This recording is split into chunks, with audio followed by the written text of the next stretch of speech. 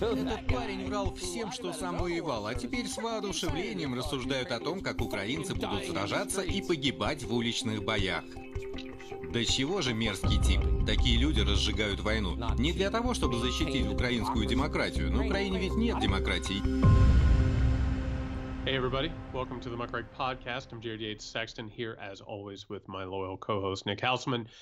We are of course following what's going on in Ukraine. We're going to get deeper and deeper into the state of that war. The next few days and few weeks are obviously going to be crucial, and we'll jump into that more and more as we go along in the show. But we have to start, Nick, with our one, our only, our good Russian boy, Tucker Carlson. Excuse me. Can you? Okay, so for people who don't know about this, and you know, we've been following Tucker Carlson's descent into straight up right wing reactionary authoritarianism for a while now. It has come out now. It has been leaked from state sponsored media and the state itself that Russia is very proud of our favorite frozen fish stick heir. And has more or less mandated that Tucker's sound bites and clips need to be aired round the clock on state-sponsored propaganda. I wish I could say surprising, but I guess I would start with this, Nick. How would you feel personally if Russia, in the middle of absolutely destroying a culture, was like, yeah, we want some more of that Nick Hauselman. We need it. We got a fever, and it's the only prescription. I would be concerned that maybe something that I was saying was problematic, right? That would be a big red flag to tell you.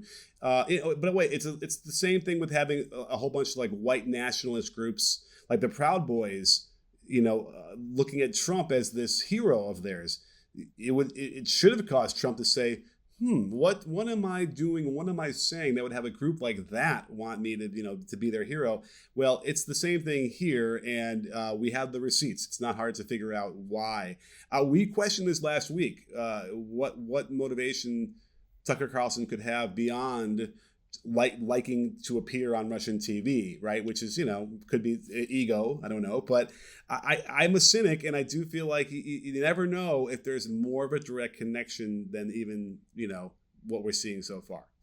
Well, first of all, Donald Trump was, and we know this, we watched enough of Trump over the years to know that Donald Trump just loved anybody who liked him. It was the easiest way into anything. Like, it doesn't go deeper than that. It's a very, very childish, shallow interiority. I don't know how else to say it. I mean, this is absolutely paper thin man.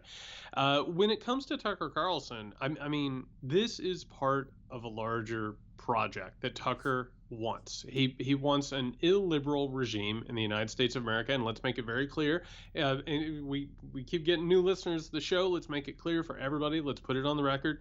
This is a transnational authoritarian movement that wants to get rid of multiculturalism, it wants to get rid of liberal democracy, and it wants to install an evangelical, patriarchal, classist, hierarchical society. The same thing that Russia has, the same thing that Hungary has.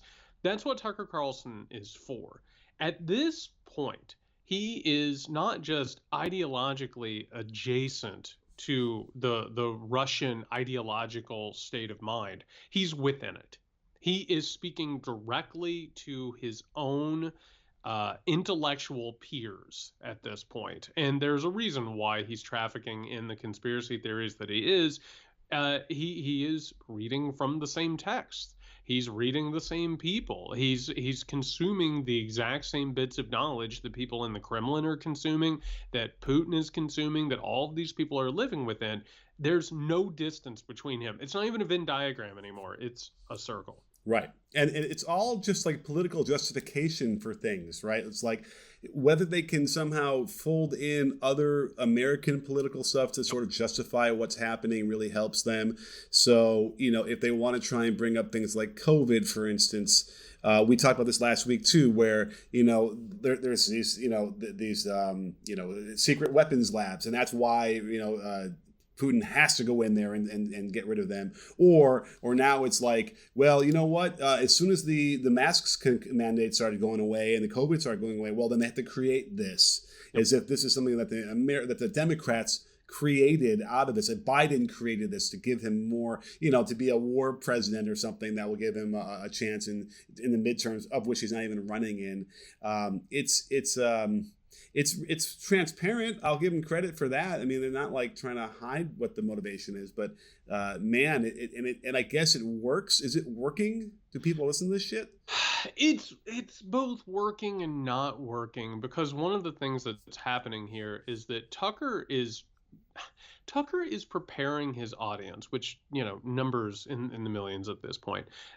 He is preparing them for authoritarianism, right? It's like the people who are listening to this podcast, undoubtedly some of them, their moms, their dads, their uncles, their aunts, whatever, are watching Tucker Carlson every night. As this propaganda is washing over them, it's not like they're sitting there thinking about Julius Evola. They're not sitting there thinking about Alexander Dugin in Russia. What they're doing is they're getting just these fragments of ideas, right? They're getting suggestions for narratives. They're getting legitimizing ideas, right? So meanwhile, they can go out into the world and they can say, hey, I know you're saying Putin's awful, but there are biolabs in Ukraine, and I think they caused COVID. And don't you think somebody should do something? And look at how Christians are treated. And it's this big, well, there's no other way to put it. It's a flood of shit is what it is.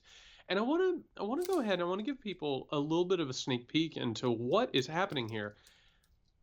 Alex Jones, who Tucker Carlson has not only cribbed stories from, he's used the same sources. He's used people who have appeared on Jones's shows. On top of that, Tucker Carlson has even come out and said, and I mean this in so many words, I'm not just generalizing.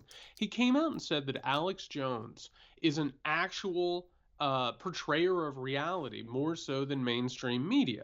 So Alex Jones, who is, I gotta tell you, Nick, not the smartest tool in the shed, has been really floundering trying to figure out how to handle this situation, because he's a Putin ally, whether he likes to admit it or not. On top of that, he's been trying all these different narratives. Alex Jones has been talking about biolabs, which created COVID and the New World Order is trying to depopulate people. But also, he has been pushing this idea that isn't it coincidental that as COVID lockdowns started to go away, that all of a sudden there's this war against Russia. And considering that, I want people to listen to this clip. Tonight, you wonder if looking backward many years from right now, historians will notice the remarkable coincidence in timing. Have you noticed? Here it is. At exactly the moment when the emergency powers they awarded to themselves to fight COVID started to wane, our leaders began pushing for conflict with Russia. And then, on the basis of that conflict, they assumed historic war powers. Without even pausing, the Biden administration declared total economic war on a sovereign country. No American had been killed. The United States had not been invaded or attacked. And yet, with no meaningful public debate or congressional authorization, the Biden administration destroyed that country's currency, then removed it from the international banking system that impoverished its population. Then the administration began seizing the property of people affiliated with that country without a trial or due process of any kind, without even bothering to explain exactly what crime they had committed. No American government had ever done anything like that before. If there was one thing the U.S. government long stood for, it was the rule of law. What do you think about that, Nick? How do you feel about that? Well, I would just say that they timed the war to after the Olympics in China. That was the only... Oh, and we're going to get to China in just a moment. You're exactly right. It's weird whenever things just happen to be so coincidental that there's no denying that these things are taking place. This is Alex Jones on Fox News. And I have to tell you, Tucker Carlson would have Alex Jones on Fox News at his desk live if he could. He would absolutely make that happen. But as we've covered, these far-right paranoid fringe guys, they practice this stuff. They throw a bunch of stuff out there. They A/B test it. They see what tests the best, and then they bring it up to the big leagues, and it ends up on Tucker Carlson and Sean Hannity, or you name it. It's not just a coincidence that Alex Jones has been peddling this and looking for this, and that right-wing online vectors have been pushing this type of poison conspiracy theories online and in every space. This is intentional. This is what they do, and this is on purpose. He is actually, at this point, whether he's being paid or not, acting as an agent of Putin's influence.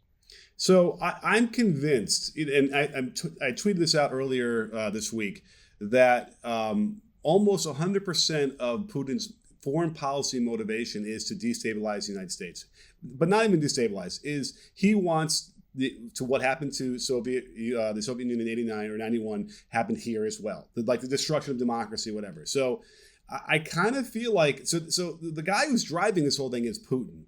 So we cannot lose sight of that, and it seems so a rational take to understand, and yet like they're really trying to push it. It's like you're like just like Tucker had said, you're making us be fascist. Well, somehow the Democrats are making Putin go in, but Putin is driving this, and I'm starting to picture scenarios here where he is going to get more and more provocative with the West to engage them in a war because he thinks that will, and he might be right, that would ultimately lead to so much unrest in the United States that it would cause the kind of collapse that he's looking for.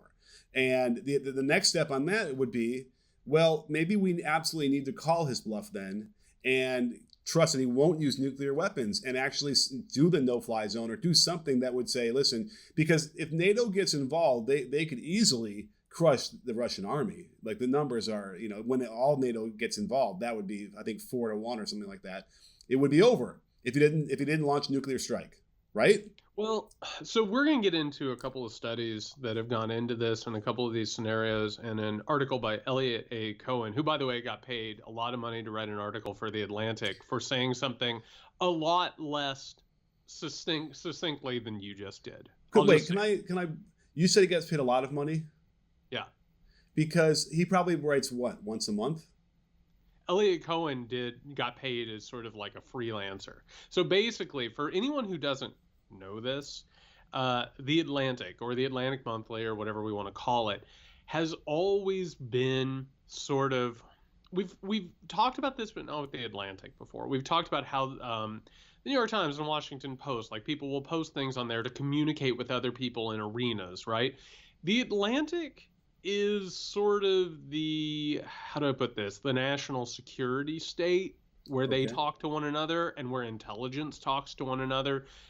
You're more likely to go over to The Atlantic and find stuff that is from war hawks, neoconservatives, things like that, or more liberal sort of hawks, you name it. But so, yeah, he got paid to seed this in here. And I got to tell you, we got to talk very quickly about where we are in this situation before we get into these background articles and arguments. So let's do a little bit of a reset. Russia has nearly 100% of its military capacity in Ukraine right now. Like, that's insane. If you actually take a look at what's happening on the ground, Russia had to put all of its chips on the table and push them into the middle and said, because the original idea for this was that it was going to be over in a few days and it was going to be real fast, and then, the Western world could move on and probably get rid of sanctions. They've got most of their people on the ground. A ton of their operations are not working right now. So here is the question, because I have to tell you, I don't think that Vladimir Putin is doing this simply as a one-off. I think in order to do something like this, he had to make a decision. Hey, all of the stuff that I've done, interfering in Western powers, putting together these fifth columns, getting people like Tucker Carlson on the same page for this liberal movement. He had to make a decision. I'm going to put the chips on the table if I have to. So here's what we're looking at this point. So nearly all capacity is in Ukraine. It's not working right now. What does that mean? It means you now have to try new methods, which could mean chemical attacks. It could mean more war crimes. I mean, we're seeing absolute war crimes. We're talking about like stuff on a level that will keep people up at night. Or all of a sudden you bring in an escalating type situation. And we're going to talk about China in a second, but also for those who didn't pay attention this weekend, they intentionally bombed a base that was very, very near the border of Poland, where NATO forces are currently stationed. NATO currently right now has about 30,000 troops just over the border of Poland. They have warships all over the place right now. They're running war games. That's not an accident that they lobbed a bomb that close to the border of Poland. That tells NATO, we're not fucking around. You send in weapons, you send in vehicles, guess what? That's going to be a provocation. That's going to be an escalation. More or less, this is silent signals, right? These are messages back and forth. I don't know where this escalates, but I can tell you right now that we are in an absolutely crucial moment in all of this. It's about to get, it's been hairy, but it's about to get really hairy. Yeah, if ever there was a time to threaten to move to like New Zealand, like we've been saying, this would be the time. But yeah, I mean, listen, what they need to do is seal off the western border of Ukraine so all these armaments can't get in. And once that happens, that's it. Then it's a matter of time before Ukrainians will, they will ultimately just get slaughtered. And then whether the Ukrainians can keep those borders open or the smuggling into it, it's a huge country. Maybe they can still do that, but it is frustrating that the West or these bullies don't operate on the same rules of engagement that we do, and they're always first to be able to do this stuff with impunity, and we always have to react to the later in some sort of stoic mannered way. And so if you feel like, at some point it feels like, and this is what Elliot Cohen's basically arguing for, is we need to have the stomach to actually enforce something more proactive to propel these people back to Russia. So I just want to point out, so we're talking right now about this article in The Atlantic. It's called America's Hesitation is Heartbreaking by Elliot A. Cohen. And Cohen, I want to point out for everybody who wrote this article, is a professor at the Johns Hopkins University School of Advanced International Studies, which is part of this, national security state geopolitical sort of order, and the Arlie Burke Chair in Strategy at CIS. His most recent book is The Big Stick, The Limits of Soft Power and the Necessity of Military Force. Now, I'm not going to sit here and tell you that this isn't a discussion that needs to be had, but I will tell you, in a land of people who are carrying hammers and everything looks like a nail, this guy is looking for a nail. They always are. And I know that you've seen this. There are a bunch of geopolitical maniacs who have just come out of their shells the past couple of weeks, and they're like, World War III, World War III, and they love it and they can't get enough of it. And I will say very quickly, and I want to put this into context, these war hawks, these geopolitical maniacs, they want something to prove their mettle. Do you know what I mean? It's like being an expert in something and never seeing it during your lifetime, and they are kind of salivating at the prospect of it. But some of these people want to make it seem like we would survive a nuclear war. They love it. They love it. You're seeing articles right now that are like, nuclear winter hasn't been proven. Well, no shit, Sherlock. It hasn't been proven, but we're pretty sure that if you set off a bunch of bombs, things are going to get bad. Or hey, maybe we'll invent something soon that will eliminate the nuclear winter after that. So we'll be okay after that. So no problem. Let's do it. I'm sure the free market will take care of it. And if you want to see what this is all about, go look at people like Herman Kahn, who during the Cold War basically made incredible livings going up in front of the military and just being like, hey, you know what? If we destroy Russia, they will destroy the eastern seaboard, and would probably mean, I don't know, 150 million people dead, but we could figure it out. He was part of the inspiration, of course, for Dr. Strangelove. Well, Elliot A. Cohen is auditioning for his own thing, and I know what you're saying, and I know where this is coming from. He, at this point, is saying, and the big quote in this article is, we're dealing with an enemy that is vicious but weak. I completely agree. Menacing but deeply fearful. Absolutely. You don't do this unless it's based out of fear. And that is likely to crack long before our side does, which that's a little bit where it starts to get a little weird. You know what I mean? Like that's hubristic. Don't sit here and pretend like we're made of sterner stuff or something. And he says, if only we have the stomach for doing what needs to be done.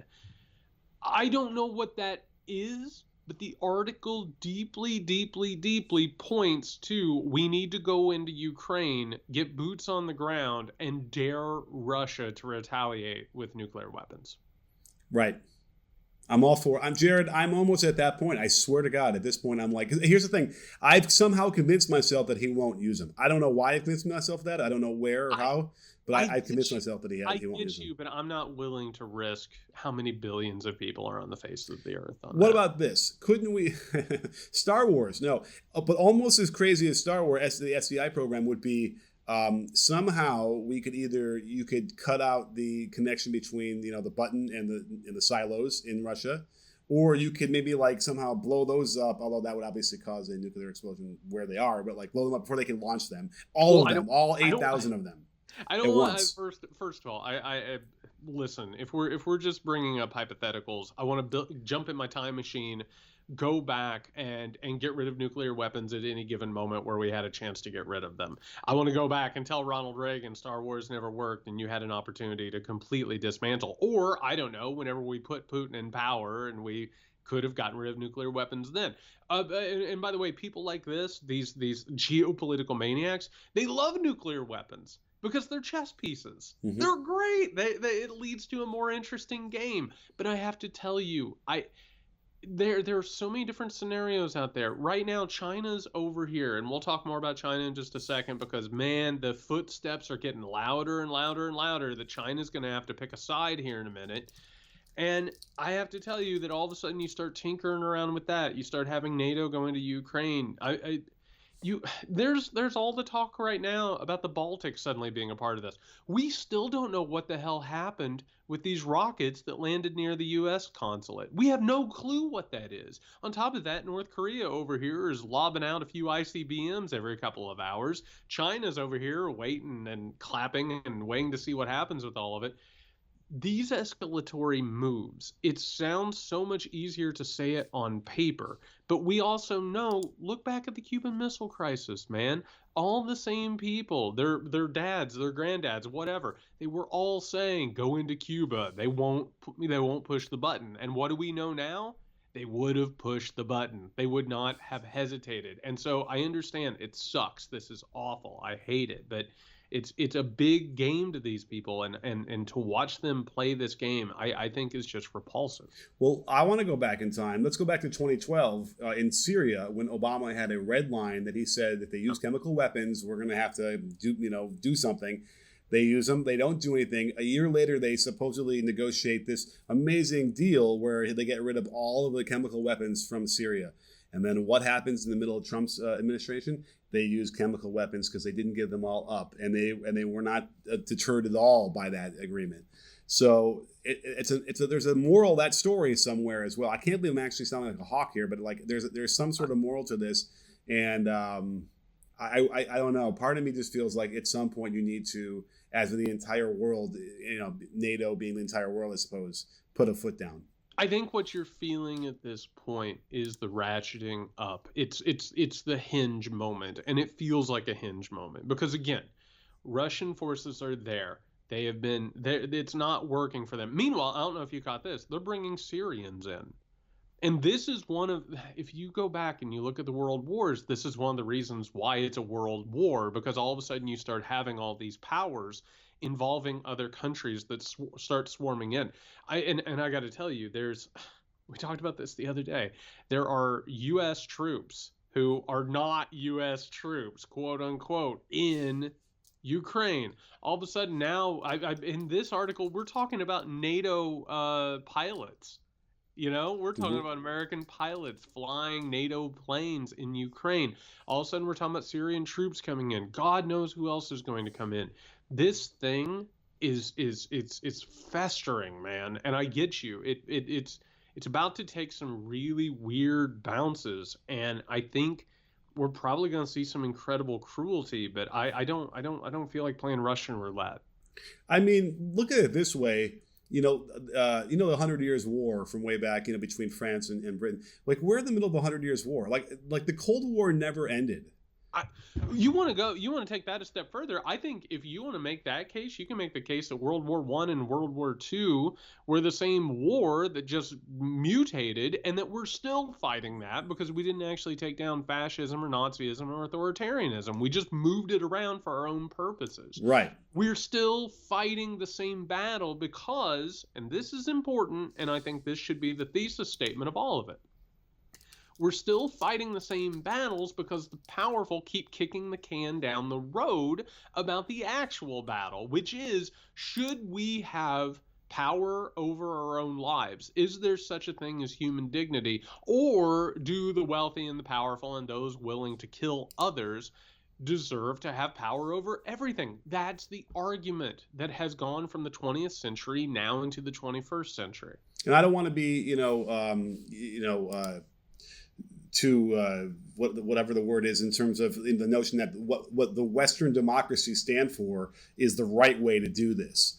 But when you get well, hold on. Let's be very, very clear. The United States of America is not a democracy. Okay. I mean, it is an oligarchical country that like basically has a facade up front that's like, hey, don't forget to vote every 4 years. Like, let's be very, very clear. And also, none of this gets off the invasion of Iraq, invasion of Afghanistan, the way that we treat anybody. You're exactly right. We are not the model nation. I couldn't agree more. Right. But some notion of version of the way we're running our society and the West, capital W, does seems to be much more popular than what Russia wants to do as an oligarchy or as a kleptocracy or something like that. And so it's like, it's hard to sort of say, well, obviously this is the best way we should do it. And that's why we need to make sure everyone in the world has this kind of, runs their governments this way. But everyone seems to have some version of this, right? Versus what we're seeing there and what we see in China or what we see in North Korea. And so it's frustrating to think that there is a side that you have to choose, and you could argue that like this is the good side, right? Like sometimes you might be able to take a step back and say it's not clear, but I think it does seem a little bit clearer to me, at least, that what we've seen in Russia and China, North Korea, and other governments like that is bad, negative. We don't want that spreading. No, we don't, and it is. Right. That's but why entire, why we don't want to spread it? Because it leads to this shit. It leads to the wars, right? That's the whole point.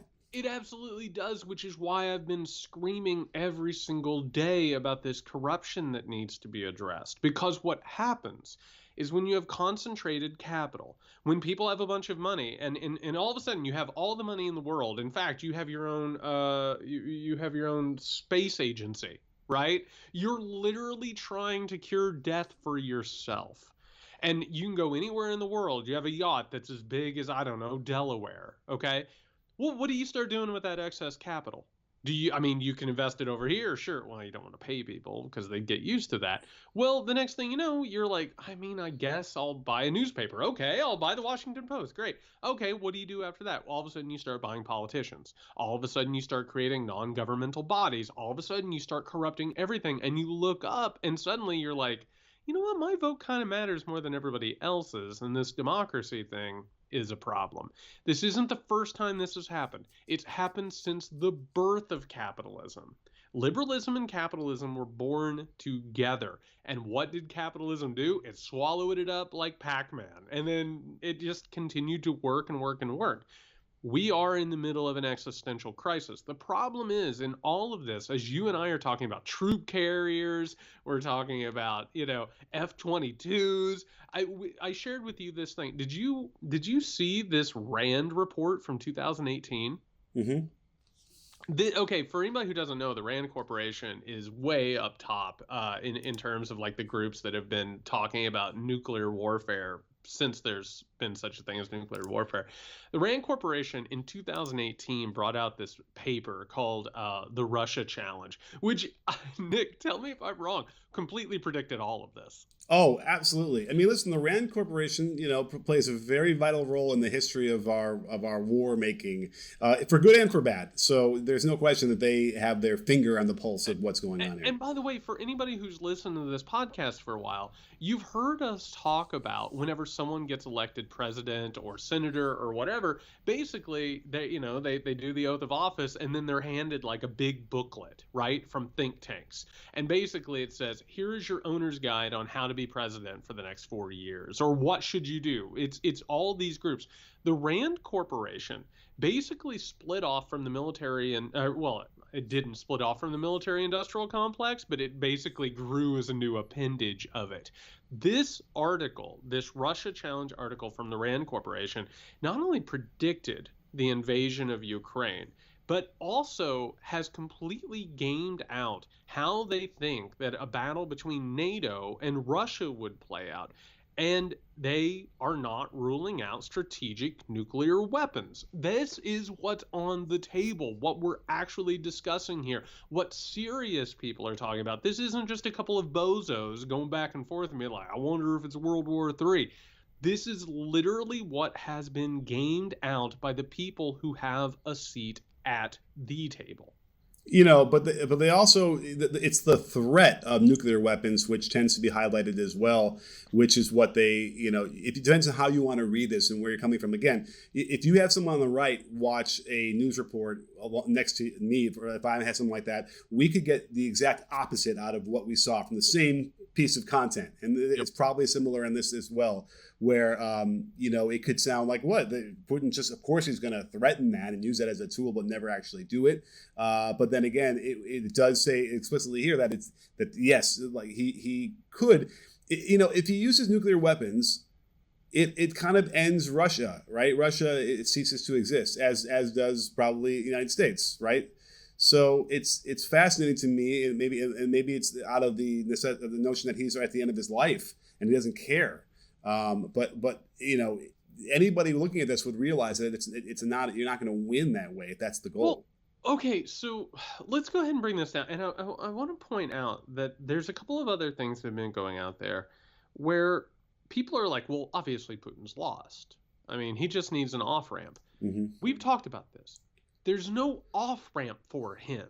It's literally life or death. He has pushed all of his chips into the middle. There's no way that this man can survive as the ruler of Russia under this current situation if it continues on the direction that it's at, which is why all this ideology that we've talked about is starting to coalesce and starting to gain heft and weight.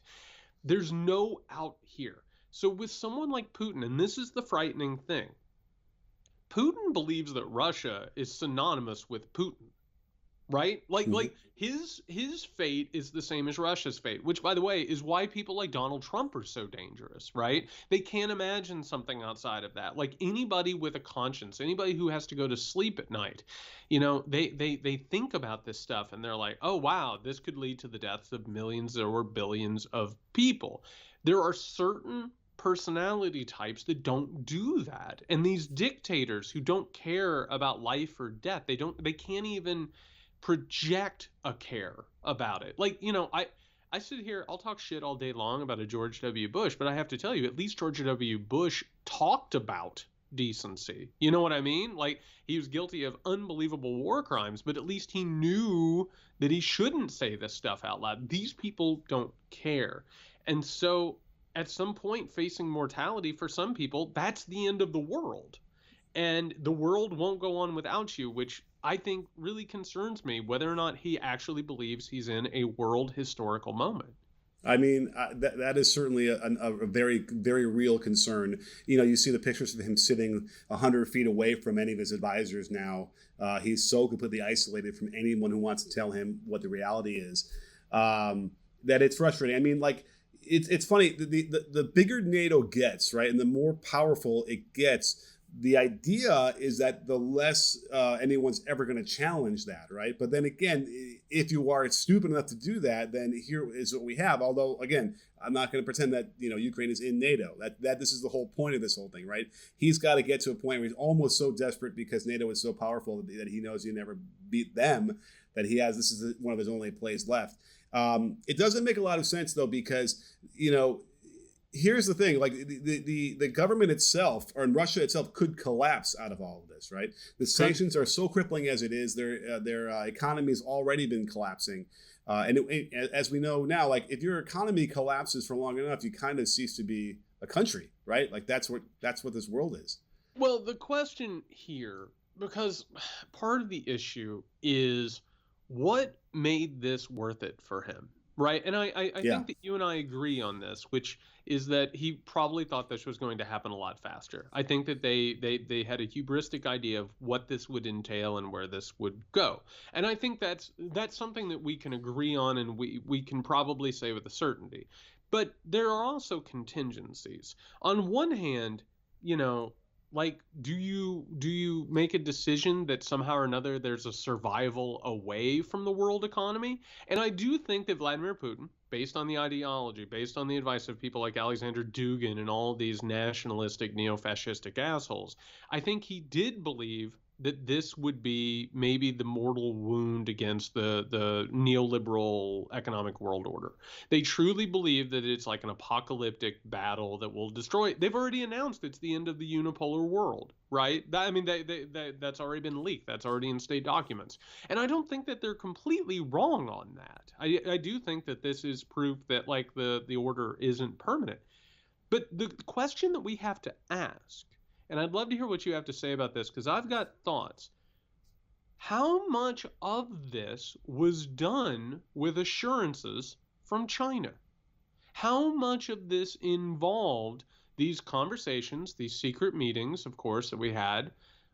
How much of this was done with either a handshake, a nod, a wink, and under the table sort of a handoff? Like what's your thought on this? Because I've got thoughts. I mean, we had mentioned this, I think, last week, whatever it was, the idea that like, the only country that could probably have enough influence over Russia to say, hey, man, you should end this thing would be China. Now, China, I think, has an interest in having Russia status quo, maintaining its position in the world as another front against the West, right? Like that would seem to me in their best interest. And they would also recognize that if this goes south in a way that they have to pull out, I mean, listen, we already saw what happened to the Soviet Union when they had to pull out of Afghanistan, kind of a direct line between that and then the fall of the Soviet Union. I don't see why this wouldn't be similar if that happens that way. And I feel like that's against China's interests. They don't want to see that happen either. So it's weird. China almost needs to have it go back to status quo. They cannot afford to have them like lose with a capital L on this thing. And they've certainly gone about as much as they can to stay out of this whole thing and not be part of this. But at some point, there's no way they can maintain that position. Well, I think that they've been involved in it in a quiet way. Like they've made assurances that they're going to buy more Russian, oil and gas. Okay. Yeah, that they're going to give them financial assistance, which almost, it's almost like if you and I were like, you know what, Nick, I'm tired of the US dollar. We now live with crypto. You know what I mean? And right. So you get off of the system that rejects you. You go out and I don't know, you get a cabin in Montana or something. It does feel like that has become a separate system that has been decided. On top of that, I mean, we know now that China knew that they were going to invade Ukraine and asked them to wait until after the Olympics, which is just a mind-blowing question. That cannot be the only thing they agreed on in that summit.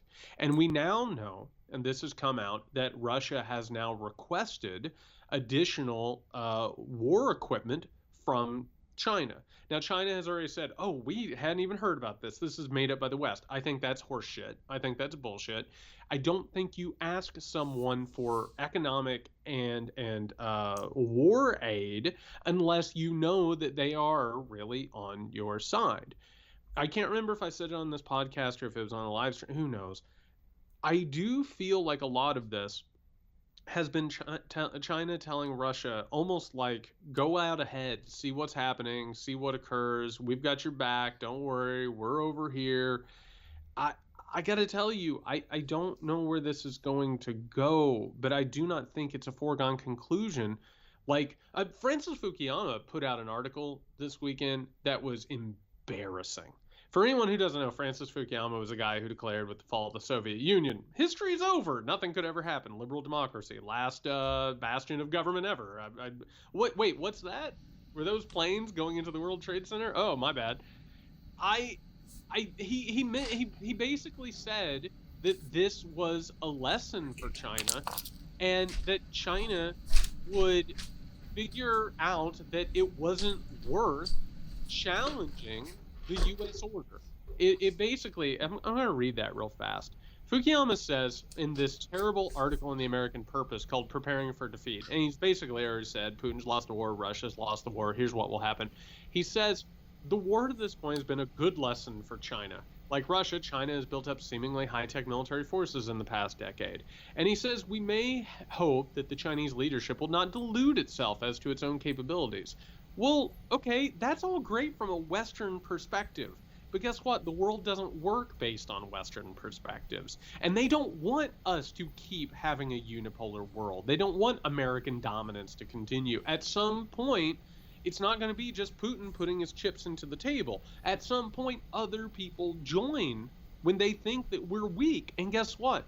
We're pretty damn weak right now. We have been depleted. We have lost power in the eyes of the world.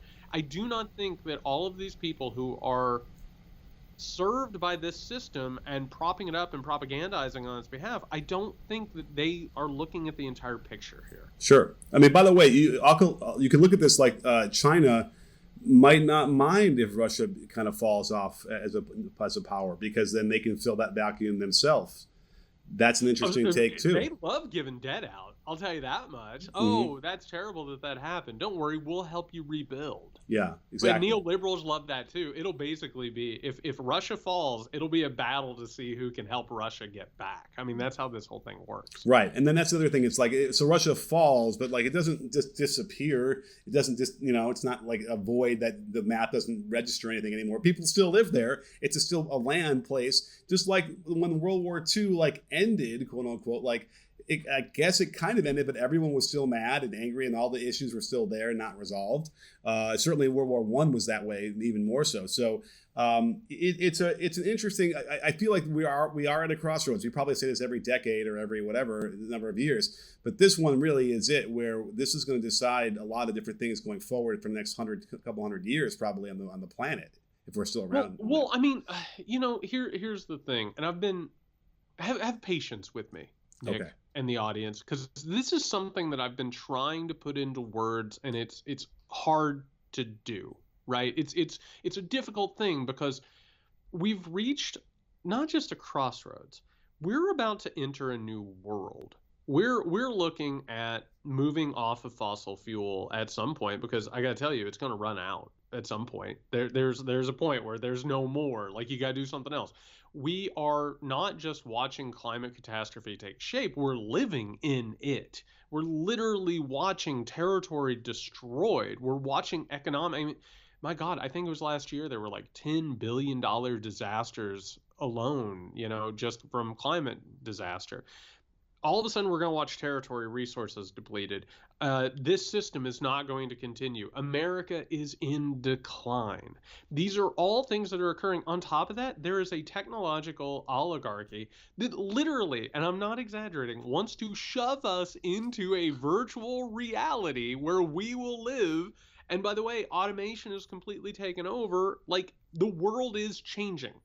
And when the world changes, the deck gets shuffled. It's like you and I getting done playing a game of cards. Like, we're done now. You got to reshuffle and figure out what's going on. If this isn't the moment of reshuffling, it's the end of the game before the reshuffling. And I don't think that people think this party's going to go on forever because of Western hubris, but it's not. There's no possibility of that happening. Well, we also have to talk a little bit about you mentioned capitalism, and we're talking about war, and it's like, I almost feel like capitalism has incentivized war. I mean, it has. Absolutely.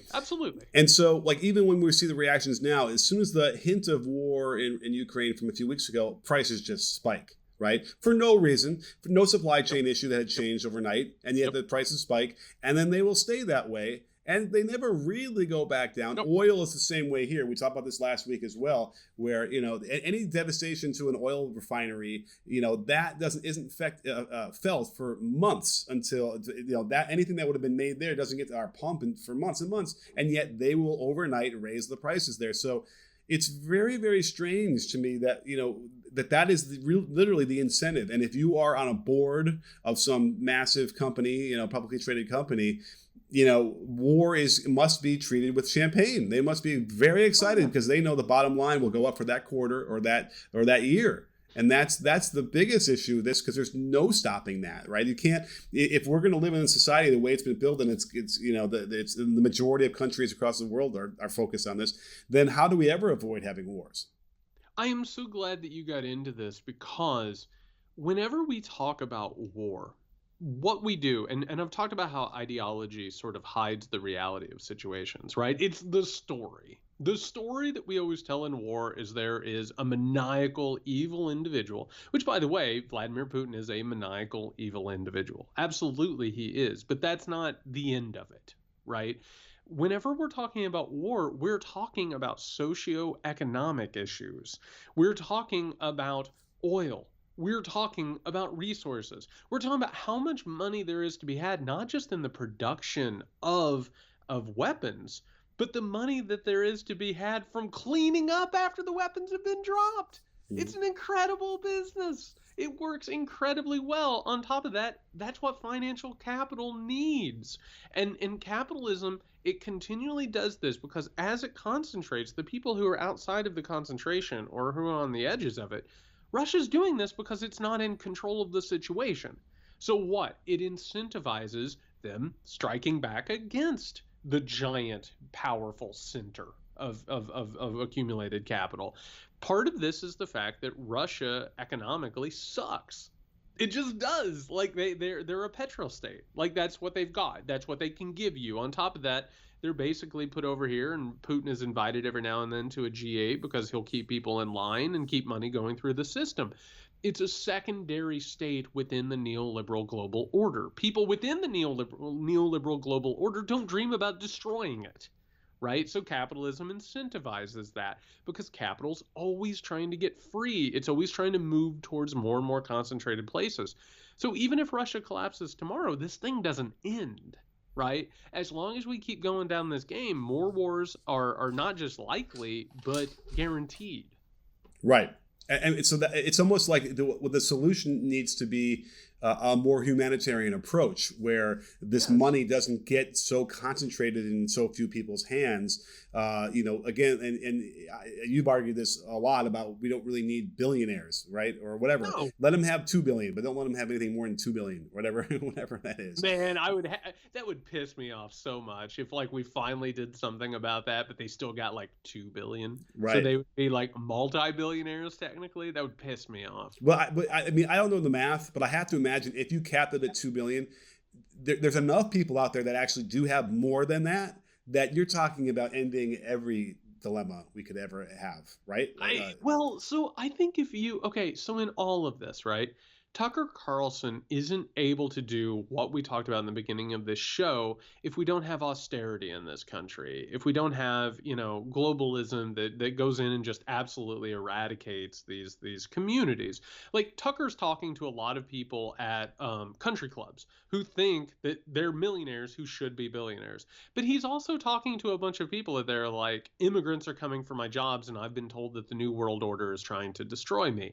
You don't have that stuff if you have a more functional society. It's that austerity, it's that exploitation that makes that happen. So yes, if all of a sudden we took some of the pressure out, if all of a sudden we had something, like you said, humanitarian, and we're not bringing in murderous thugs like Vladimir Putin because they help the system work.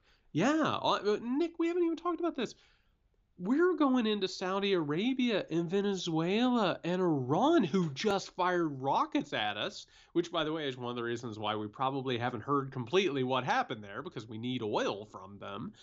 We're going around to murderous regimes. Saudi Arabia, I think, just executed 80-some people the other day, and one of their biggest mass executions in decades. And meanwhile, they're basically flipping us the bird, and they're like, nah, we're going to help out Russia, go pound sand, right?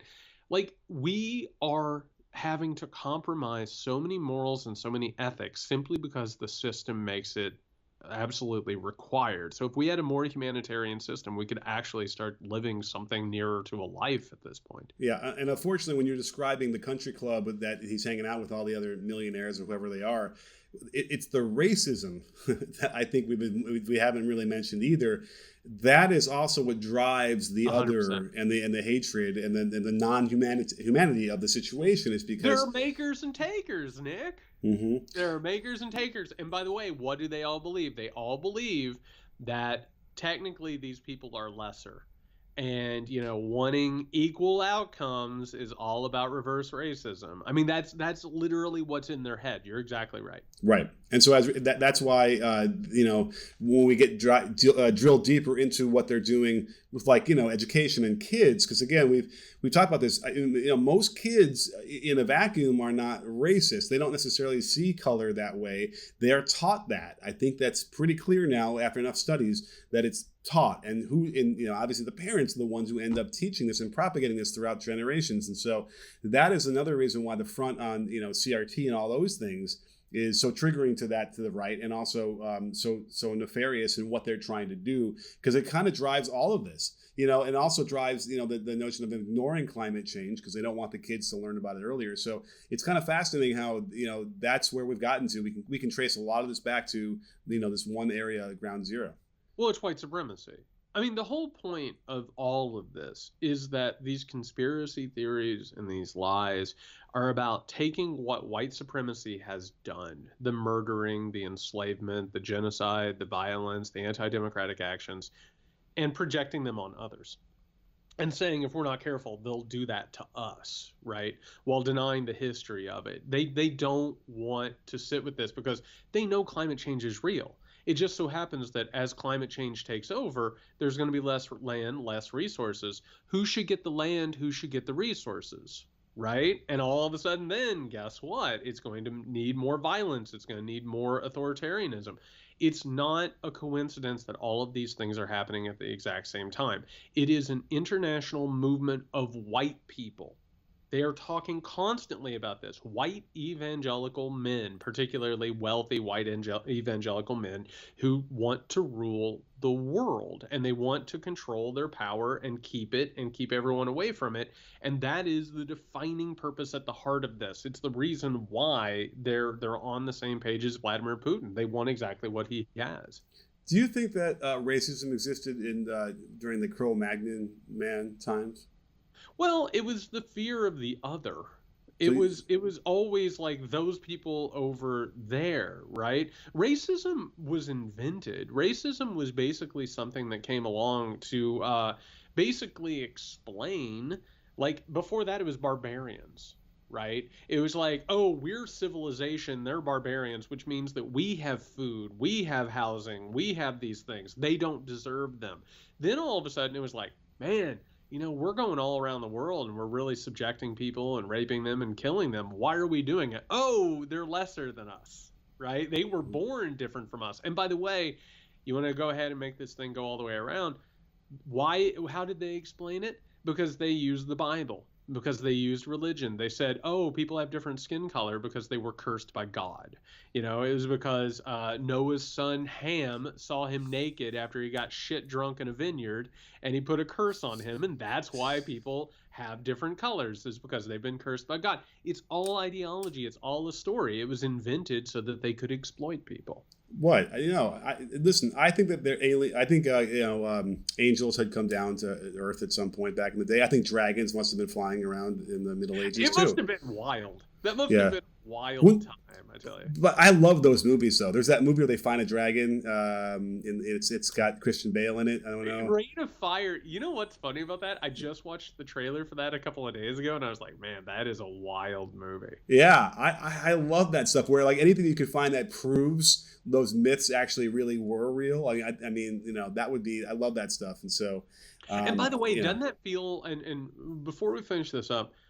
Doesn't that feel different now? Like, not just looking back in like the 90s, but like looking at popular culture and everything feels so heavy right now. And to really think about anything besides sort of what's going on, it just feels so foreign and alien at this point.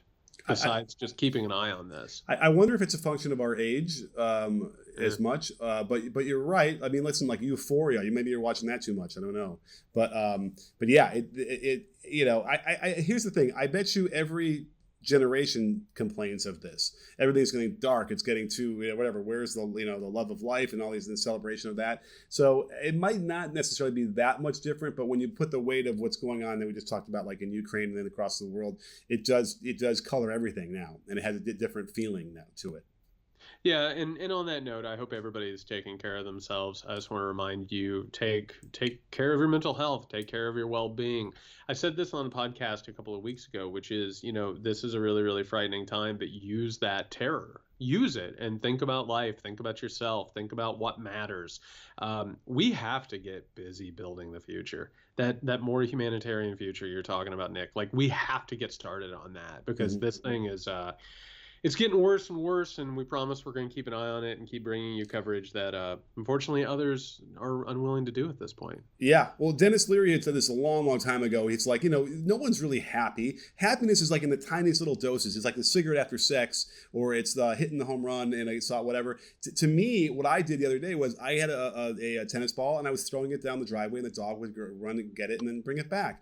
I got to tell you, for that moment, I was happy. It was a moment that I want to celebrate, and I will cling to right now. Be present, because so much of this is about how life gets away from us and we stop appreciating things and stop appreciating people. This is a moment to remember stuff like that. That's joy. Joy is remembering that you're alive and there are things that you can care about and love, whether it's a person or a dog or a family or a community. Just keep that in mind. Take care of yourselves. We're going to be back on Friday with the Weekender. A reminder, if you want to listen to that, just go over to patreon.com/muckrake-podcast. We are an ad-free show. We are independent media. We're not out there telling people what they want to hear and what the corporations want to hear. So again, that's patreon.com/muckrake-podcast. We depend on you, and we're so grateful for you. Until next time, everybody, you can find Nick at Can You Hear Me SMH. You can find me at JY Sexton. Stay safe.